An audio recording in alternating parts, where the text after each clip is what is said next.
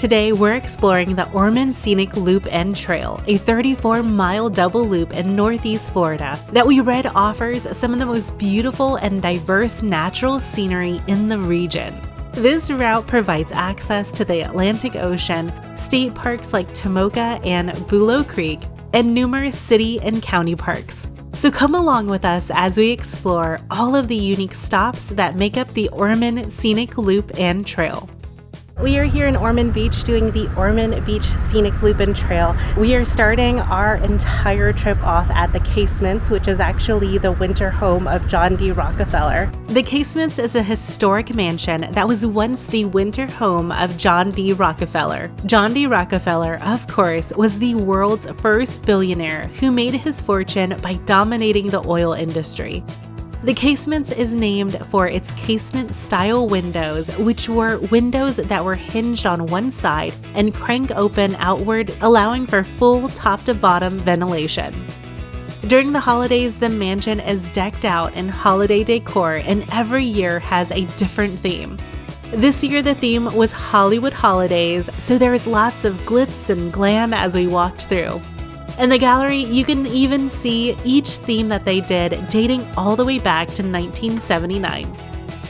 The Casements is free to visit and offers free daily tours by volunteers. And even though it is free, it is recommended to offer a donation of $1 per person.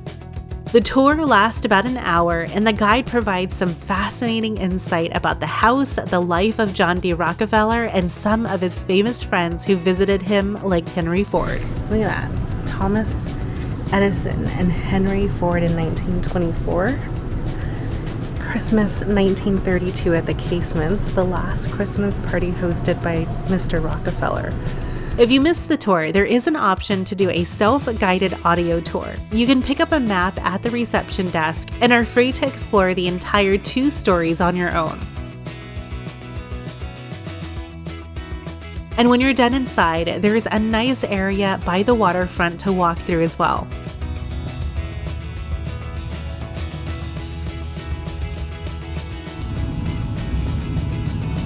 After the Casements, we drove up north along the beach side of the loop. It's not the prettiest day today to do a scenic road, but we're gonna make the most of it. Waves are like crashing today. The water is very active. Wow. And it looks like there's several places to pull over and visit the beach. We decided to skip it and stay inside the car since it was raining at the time that we were passing by. So it looks like they have a lot of construction going on along the beach here, which makes it not so scenic of a drive. I hope once all the construction is done, it's a lot more scenic of a drive. And in addition to the beach views, you'll also pass through some marshland on the northern side of the loop.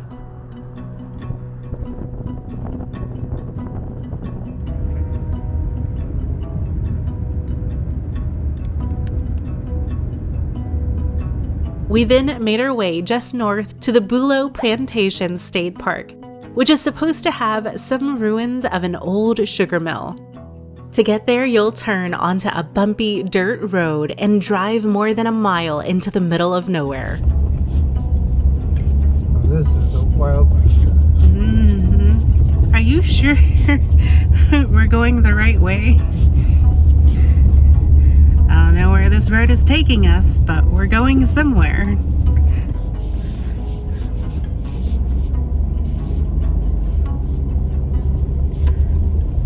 It does cost $4 per vehicle to enter, and the only way that you can pay is to put cash or drop a check into the honor box. So you want to make sure that you have some cash on you. At the front of the park, you'll find some signs and markers where the Boowville Plantation House once stood. The main house would have been encircled with about 40 cabins that would have been used as slave quarters. A short trail nearby leads to a cabin site where they would have lived in a 12-foot by 16-foot cabin.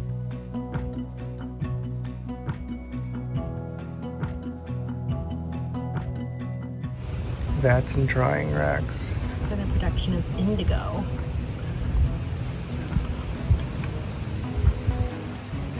There is a short nature trail that leads to the sugar mill ruins, or you can drive over to it if you prefer not to walk. The sugar mill ruins was built by John Boow in 1821 and was one of the largest sugar plantations in East Florida.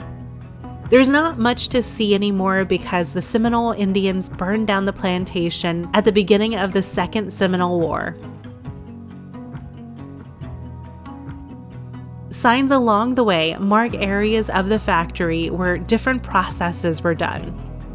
This well near the engine house would have supplied water for the boiler that produced steam to operate the mill's cane crushing machinery. A large, long boiler and furnace filled the right half of this room. Steam from the boiler was piped to an engine that turned the rollers to crush the sugar cane. A sawmill would have been located here just beyond the sign.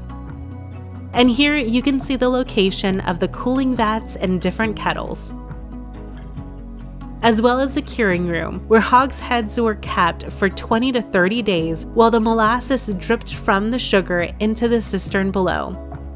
The molasses was then used to make rum.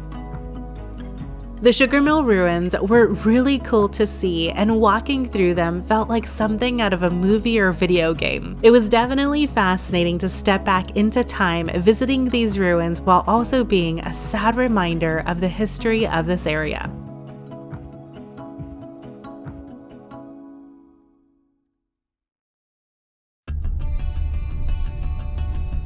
Next, we headed down to the Boow State Park.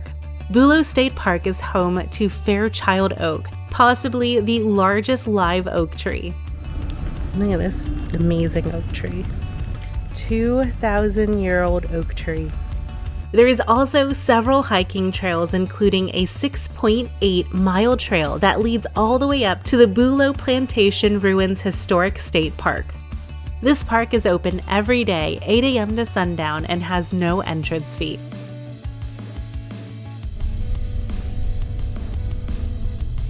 Our next stop was at the Dummit Plantation Mills Ruins. So here we are at the old Dummit sugar mill. Looks like it has a big fence around it, so you can't actually walk through it like the other sugar mill that we were at. So you can get a good shot through the fence. These ruins are located just off Old Dixie Highway and are the remains of the sugar and rum factory built in 1825 and owned by Thomas Dummit. There's honestly not a lot to see here since it's all fenced off, but it's right off the road, so it makes a really quick stop. Between the two ruin sites that we stopped at, the Boow Sugar Mill Ruins were definitely the more interesting of the two.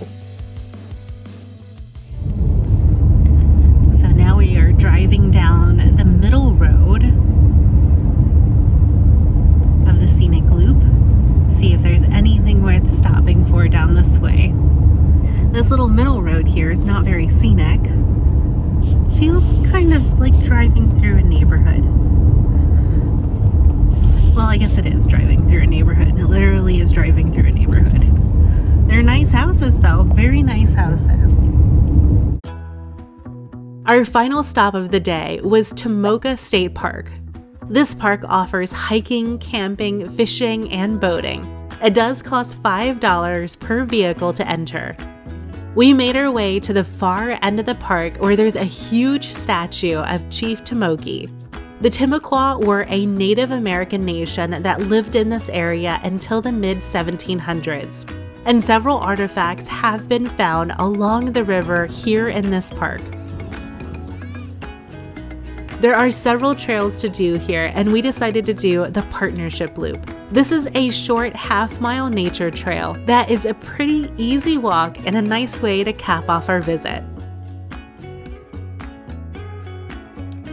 There was definitely some really cool things to see along this drive. The casements and the sugar mill ruins at the Boow Plantation State Park were definitely the highlights of our trip. It's probably not something that I would drive too far out of your way to see, but if you're in the area, it's definitely worth a visit. Another thing to note is that there are long sections of this drive that just drive through various neighborhoods. Don't get me wrong, there are very nice houses to see, but it's not as naturey as I would have liked. The prettiest parts of the drive were along Old Dixie Highway as you pass through the state parks. We have heard that if you visit during the winter, there are chances to see whales, and if you visit during the summer, you do have a chance to see sea turtles nesting. But we weren't fortunate enough to catch either one of those during our trip. We didn't get a chance to stop and see everything on this loop, so if we missed anything, then definitely let me know down in the comments. If you found this information helpful, I would love it if you would hit that like button and subscribe if you would love to discover more incredible things to do in Florida and beyond. I create a new video every week, and the best way to be able to see them is by subscribing. I also want to give a huge shout out to my channel members. You help keep this channel going, and we couldn't be more thankful. If you would like to help support what we do here and get exclusive emotes, early access to our videos, and more, click the link in the video description for more details. If you're looking for even more scenic drives in Central Florida, then you'll want to check out the Apopka Wildlife Drive in the video that just popped up on the screen. In this video, I'm going to show you why this drive is a must-do for any nature lovers and anyone that wants to see alligators out in the wild. Until next time, everyone.